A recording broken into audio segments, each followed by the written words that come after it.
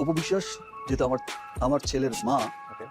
Of course সে আমার স্ত্রীও, এবং আমার সন্তানের মা হিসেবে তো ও মাই গড, এ কি হলো আবার? ছেলে আব্রাহামের সাথে স্ত্রী অপুকে চায় সাকিব খান।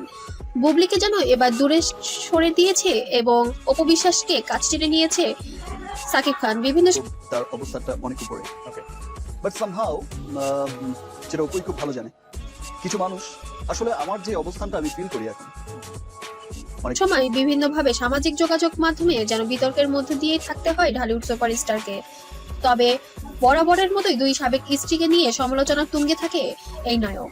তবে এবার যেন সমালোচনা আরো বেশি দীর্ঘতম হতে চলেছে। তার কারণ এবার সারা জীবনের জন্য বুবলিকে ত্যাগ করে অপুকে কাছে টেনে নিয়েছেন সাকিব খান এবং জনসম্মুখে সরাসরি বলেছেন, এবার স্ত্রী এবং সন্তান আমি দুজনকেই চাই। আমি অপুকে আমার ঘরের লক্ষ্মী হিসেবে নিতে চাই। আমি চাই না বুবলি কখনো আর আমার জীবনে আসুক।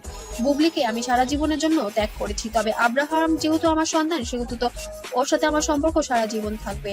আমি অপুর সঙ্গে কথা বলেছি, অপু আমার ছেলেকে ভালোভাবে মানুষ করবে এবং ওর আদর্শ দিয়ে সুন্দর করে ওকে গড়ে তুলবে।